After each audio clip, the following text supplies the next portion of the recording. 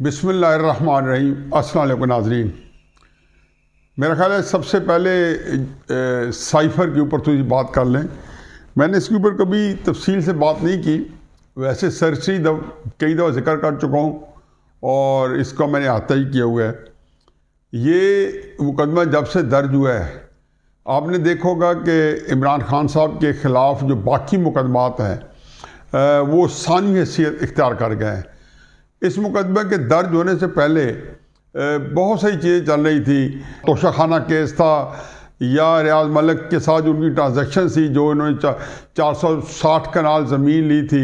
القادر trust کے لیے، اور 190 ملین پاؤنڈ کا سکینڈل تھا۔ اس طرح بے شمار اور چھوٹے چھوٹے کئی مقدمات ہیں جن میں نیب کے کیسز بنتے تھے، کرپشن کے کیسز بنتے تھے، بے شمار دوسری چیزیں بنتی تھیں، اور پھر کئی جگہوں پہ لا اینڈ آرڈر کے۔ تب شاید وجہ یہ تھی کہ جب پچھلے سال جو زیادہ تر حصہ جنرل باجوہ صاحب آرمی چیف رہے، تو اس وقت زور شور یہ تھا کہ عمران خان صاحب کو سزاؤں کی ڈراوا دلو کے اور کسی طریقے سے ان کو پہلے جیل میں ڈالا جائے، نااہل کیا جائے اور اس طرح کے واقعات کیے جائیں، اور اس کے بعد اگلا نظام کی بنیاد کی جائے۔ میرا خیال یہ ہے کہ یہ کام چلتا رہا، اور اس سے ایک وجہ یہ بھی تھی کہ شہباز شریف صاحب سے جنرل باجوہ صاحب کو ایکسٹینشن چاہیے تھی۔ اب جب سے جنرل عاصم منیر صاحب آئے ہیں، ایک تو وہ ساری جو چیزیں جنرل باجوہ کے وقت میں چل رہی تھی، اس کے اندر بھی تھوڑی سی کوالٹی چینجز لانی تھی، ان کو زیادہ سخت کرنا تھا اور مقدمات کو زیادہ فائن ٹیون کرنا تھا، کیونکہ جنرل عاصم منیر صاحب اور کچھ چیزیں ان کی ترجیحات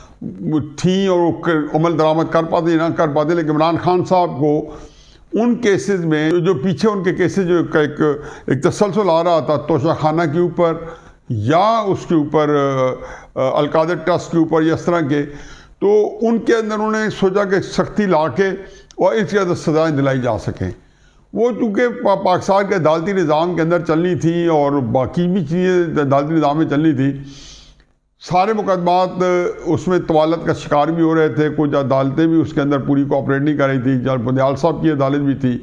تو اس کے سائے میں کچھ چیزیں وہ چلا رہے تھے اور بہت ساری چیزیں جو ہے چل نہیں پا رہی تھی۔ بہرحال ایک وقت کے بعد خصوصاً 9 مئی کے بعد بہت سی چیزیں جو ہیں ان کی ترجیحات بدل گئیں، اور ترجیحات یہ بدل گئی کہ زیادہ ہم نے دیکھا ہے کہ پچھلے 5-6 مہینوں سے سائفر کے کیس کے اوپر زیادہ توجہ چلی گئی ہے، اور سارا جو ریاست ہے جس کو میں سمجھتا ہوں کہ اس وقت اسٹیبلشمنٹ جو ہے، جو کلی پاکستان کے سیاہ و سفید کی ذمہ دار ہے، وہ اسٹیبلشمنٹ جو ہے پورے کا پورا زور انہوں نے عمران خان صاحب کے اوپر سائفر کیس کا لگایا ہوا ہے۔ اچھا، سائفر کیس ایک بڑی دلچسپ صورتحال ہے۔ جیسے سائفر کیس کی مقدمہ درج ہوا، جیسی بات شروع ہوئی، تو مجھے 1999 میں مشرف صاحب کا نواز شریف صاحب کا تخت الٹنا یا کسی طریقے سے اقتدار میں آنا اور نواز شریف صاحب کو جیل میں چلے جانا، اور اس کے بعد ان کے اوپر جہاز کے اغوا کا مقدمہ تھا۔ اب جہاز کا اغوا یہ تھا کہ مشرف صاحب کا جہاز بقول ان کے یا باقی جو شواہد ہیں کہ نواز شریف صاحب نے اترنے نہیں دیا، اور وہ کسی غیر معروف جگہ پہ اتارنا چاہتے تھے کہ کسی طریقے سے نواب شاہ اتارا جائے یا ایسی جگہ اتارا جائے جہاں پہ کوئی پبلک یا شور شرابہ نہ ہو یا مشرف صاحب کو زیر حراست لیا جا سکے۔ اب یہ صورتحال ابھی چل ہی رہی تھی کہ نواز شریف صاحب کی حکومت کا تخت الٹ گیا، اور اس کو جرنیلوں نے جب یہ دیکھا کہ نواز شریف صاحب نے مشرف صاحب کو ہٹا دیا ہے اور ان کے جہاز کو ڈائیورٹ کرنے کا حکم دیا ہے، پتہ اس وقت تو نواز شریف صاحب کا تخت ہی الٹ گیا، تو ڈائیورٹ کیا کرانا تھا؟ ڈائیورٹ تو یہ تھا کہ جب وہ قریب پہنچ چکا ہوتا اس کے بعد تخت الٹتے، لیکن عملاً جو ہے یہ جو کچھ باقی چیزوں کو تو بعد میں کبھی ڈسکس کریں گے، غیر اہم ہے اس وقت اس ٹاپک کے لحاظ سے۔ جو جہاز ہے اس کا جو اغوا کا مقدمہ وہ اہم ہے کہ اس میں جب کیا گیا تو لگتا تھا کہ کوئی اتنا بڑا مقدمہ نہیں ہوگا، لیکن اس مقدمے کے اندر پنہاں تھا ایک موت کی سزا۔ اچھا، میں ذاتی طور سمجھتا ہوں کہ وہ سارے بھانپنے والے بھانپ گئے تھے کہ اصل میں ذوالفقار بھٹو صاحب کو پھانسی میں لٹکانے کے بعد ہماری جتنی اسٹیبلشمنٹ ہے ان کو اس بات پہ زیادہ ایک تسکین ملتی ہے کہ جس حکومت کا وہ تختول اٹھتے ہیں یا ہٹاتے ہیں یا ان کو زور زبردستی علیحدہ کرتے ہیں یا اس طرح کہ ان کے ساتھ جنگ و جدل کا ماحول پیدا ہو جاتا ہے تو اس کو پھر پھانسی پہ لٹکانا زیادہ پسند فرماتے ہیں۔ چنانچہ جب کراچی مقدمہ چلا تو اس مقدمے میں نواز شریف صاحب کو عمر قید کی سزا تو دے دی، ایک کوئی جج رحمت جعفری صاحب سے شاید ان کا نام تھا، لیکن اس کو انہوں نے موت کی سزا نہیں دی۔ اس کے خلاف اپیل کی مشرف حکومت نے کہ نواز شریف صاحب کو پھانسی کی سزا دی جائے، پھر ان کا بات چیت ہو گئی، نواز شریف صاحب کو پاکستان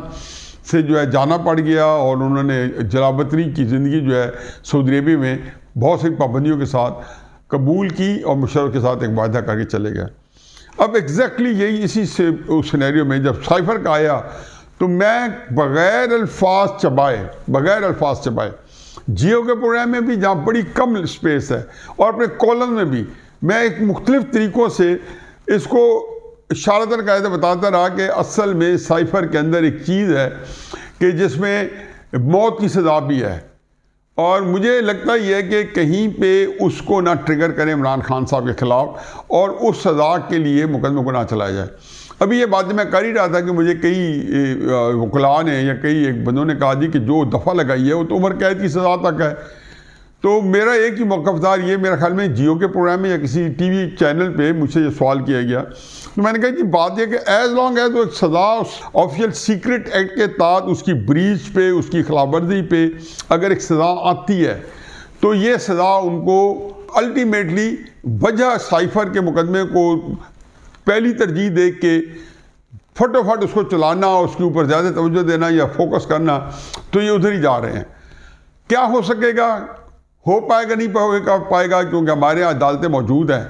اور اس کے بارے میں کئی کومنٹس پہلے دے چکا، ابھی میں کومنٹس دوبارہ دوں گا کہ وہ عدالتیں کیا کرتی ہیں کیا نہیں کرتی، اسے قطع نظر کرتے ہوئے، صرف نظر کرتے ہوئے اس سے آپ یہ دیکھیں کہ اس کے اندر جب وہ چاہیں گے تو مقدمے کے اندر ہی دوبارہ سے ایک دفعہ اور لگا دیں گے، اور اینڈ جس سے جب مقدمہ اپنی قریب پہنچے گا تو اس میں پھانسی کی سزا کی بھی استدعا کر دیں گے۔ یہ شروع میں ساری باتیں بھٹو صاحب کے کیس میں تھا یا نواز شریف صاحب کے کیس میں 1999 میں تھا، یہ لگتا تھا کہ ایسے غیر اہم ہے، ایبسرڈ ہیں، کوئی غیر سنجیدہ صورتحال ہے، یہ اس میں کوئی سنجیدگی کا اثر نہیں ہے۔ لیکن ہم دیکھا کہ 2 دفعہ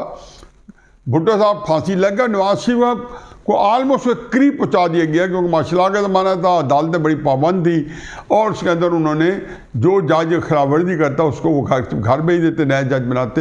اور اس سے اپنی مرضی کا فیصلہ لے لیتے نہ لیتے، ملتا نہ ملتا دوسری بات ہے، لیکن ان کے عزائم یہی تھے۔ اب عمران خان صاحب کے اوپر سائفر کی جب بات ہوتی ہے تو اس میں ذہن میں رکھیں کہ کہیں نہ کہیں کسی نہ کسی کے دماغ پہ یہ ہوگا کہ عمران خان صاحب کو اس انجام پہ پہنچانا ہے۔ اب میں اس بات کو پچھلے 10 اپریل سے جب سے عمران خان صاحب کی حکومت گئی ہے تو بے شمار کالم لکھے ہیں جن میں عمران خان صاحب کے لیے میرے دل میں اتنی ساری بھی کوئی نہ ہمدردی ہے نہ میرا کوئی ان کے لیے احترام ہے۔ ان کی حکمرانی کے دور کے بارے میں میرے جو خیالات ہیں وہ بالکل سامنے واضح ہیں کہ میں پاکستان کی تاریخ میں اس سے زیادہ کرپٹ، اس سے زیادہ نااہل، اس سے زیادہ مس مینجڈ جو ہے بیڈ گورننس کے ساتھ کوئی حکومت نہیں دیکھی جو عمران خان صاحب کی ہے، جس نے ہر سطح پہ ریکارڈ قائم کیے، سفارتی سطح پہ علیحدہ کیے، اندرونی سطح پہ علیحدہ کیے، اقتصادی طور پہ پاکستان کو برباد کر گئے۔ ان خیالات کے باوجود میں میرا اپنے کالمز میں اپنے ٹی وی پروگرام میں تھا کہ آپ عمران خان صاحب کے پاس چونکہ پبلک سپورٹ آ گئی ہے، میں چاہوں یا نہ چاہوں بے شمار آ گئی ہے، تو آپ اس سے معاملہ کریں، کوئی ایسا معاملہ نہ کریں جس سے چیزیں مزید الجھ جائیں اور کوئی درمیان کی صورت نکالیں۔ اسی پیرائے میں جب میں کہتا ہوں کہ عمران خان صاحب جو ہیں وہ جو ہے ان کو کسی مقدمے میں موت کی سزا دی جا سکتی ہے، تو مطلب میں حیران ہوتا ہوں کہ تحریک انصاف کے تو نہیں، ہمارے کئی دوست ہیں دانشور ہیں بڑے پائے کے، انہوں نے اپنی مطلب پہرانے کی کوشش کی کہ شاید میں کوئی یہ بات کہہ رہا ہوں۔ حضور میرے تو اس کا مطلب ہے کہ آپ لوگوں کی یاد سمجھ جو ہے جان بوجھ کے آپ نے ان کو جبری رخصت میں بھیجا ہوا ہے یا واقعی اتنی ناسمجھی ہے؟ نہیں، ناسمجھی نہیں ہے۔ ناسمجھی جو چھوٹی عقل کے لوگ ہیں تحریک انصاف وہ بھی بہت ہیں اور وہ بھی اس طریقے سے سمجھیں گے، لیکن آپ لوگوں نے اپنی جو سمجھ ہے اپنے مفادات کے لیے، اپنی خواہشات کے لیے جبری رخصت پہ بھیجی ہوئی ہے۔ تو میرے اس میں پہلے تو یہ خیر میں ویسے ضمنی بات کر رہا ہوں، تو یہ بیمانی پہنائے کہ حفیظ اللہ خان کہہ رہا ہے جی اسے پھانسی مل جائے گی اور یہ بڑی خواہش ہے، یہ ایسی وہ ہے، یہ پتہ نہیں کہاں سے دور کی کوڑی آ گئی۔ میرا تو ایک کالم جو ہے، بلکہ اس سے تو یہ لگتا ہے کہ سارے لوگ مجھے کہتے ہیں کہ آپ کو کیا پڑی ہے کہ آپ عمران خان صاحب کی ہمدردی کریں۔ میں نے کہا مجھے حقیقت یہ ہے کہ عمران خان صاحب سے کوئی ہمدردی نہیں، صرف بڑے سے ہمدردی ہے۔ میں 1971 کے واقعات دیکھ چکا ہوں، میں بار بار کہتا ہوں یہ 1971 کے واقعات سے ملتے جلتے واقعات ہیں، بلکہ 1971 کے اور ذوالفقار بھٹو صاحب کی جو ضیاء الحق صاحب کا ماشاء اللہ کے اوائل کے دور ہے، ان کو ملاؤں تو یہ واقعات جنم لیتے ہیں، یہ واقعات بنتے ہیں۔ اور جب مجھے یہ دیکھتا ہوں کہ 1971 کے بعد پاکستان کا کیا حشر ہوا تھا اور پاکستان 2 لخت ہو گیا تھا، تو مجھے تو اپنا ملک جو ہے اس کی سالمیت جو ہے ختم نظر آتی ہے۔ میرے لیے عمران خان وغیرہ تو یہ تو ایسے آئے اور اپنے تماشے دکھا کے بازیگر چلے گئے، یہ اس لیے کہ پلانٹڈ لوگ تھے، اسٹیبلشمنٹ ہی کو لے آئی اور خود ہی انہوں نے ان کو ہٹا دیا، اور اس کے بعد پاکستان نے اس کا خمیازہ ضرور بھگتا اور بھگت رہے ہیں، اب بھی بھگت رہے ہیں آج کی تاریخ میں۔ تو میں اس پیرائے میں کہتا تھا، اور اس پیرائے میں کہتا ہوں کہ جی سائفر کیس جو ہے، جس کے لیے آج اسلام آباد ہائی کورٹ نے فیصلہ کر دیا ہے کہ وہ جیل میں ہی ٹرائل ہوں گے، اور جیل میں ٹرائل کا مطلب یہ ہے، وہ اسلام آباد ہائی کورٹ نے اپنے ریزن دیے کہ جی عمران خان کے لیے سیکیور بھی ہے، اور اس کے اندر کوئی اگر اعتراض ہے تو ٹرائل کورٹ کو کہیں کہ ہم نے جیل میں نہیں کرنے، جو لوگ ٹرائل کر رہے ہیں ہمارے لیے بہترین ٹرائل ہو رہے ہیں، اور عمران خان صاحب کو سیکیورٹی کا بھی معاملہ ہے، اس لیے اسے جیل میں ہی ہونا چاہیے، جیل میں ٹرائل ہونی چاہیے۔ لیکن حقیقت یہ ہے کہ جیل میں ٹرائل کرنے کا مقصد ایک ہی ہے کہ اس کو 20-25 دن کے اندر نپٹایا جائے۔ میں نے کل بھی اپنے جو ویلاگ میں نے کیا تھا اس میں بھی یہی کہا تھا کہ 20-25 دن کے اندر ٹرائل کرنا چاہتے ہیں، اور اب بھی میں سمجھتا ہوں کہ اس ٹرائل کا جو لب لباب نکلے گا وہ زیادہ امکانات یہ ہیں کہ پہلی گو کے اندر عمران خان صاحب کو شاید جو ہے عمر قید کی سزا مل لے سائفر کے اندر، لیکن دوسری گو میں ان کے لیے فوراً ہی ان کے خلاف اپیل کی جائے گی کہ ان کو ڈیتھ سینٹنس دی جائے، تاکہ ادھر سیٹل ہو کے آرام سے،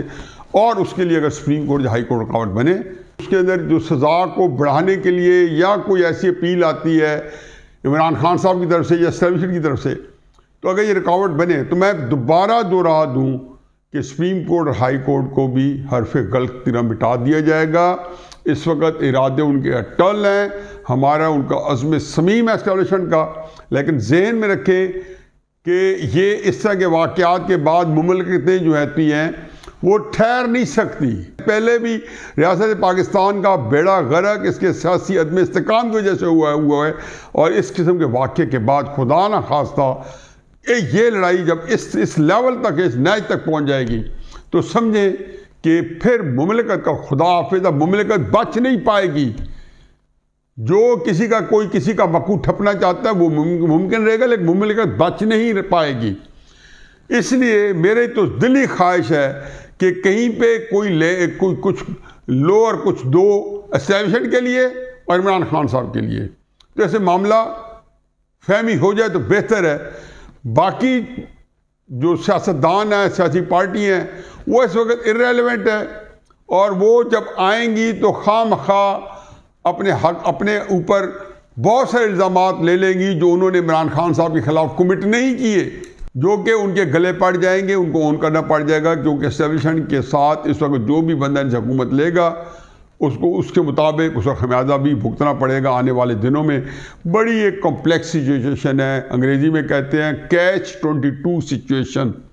کہ آپ damn if you do and damn if you don't, کئی کام ہیں آپ کرتے ہیں تو مرتے ہیں اور نہیں کرتے تو ہی مرتے ہیں۔ اس صورتحال سے اس وقت اسٹیبلشمنٹ دوچار ہے۔ میرا خیال ہے کہ عمران خان صاحب جو ہیں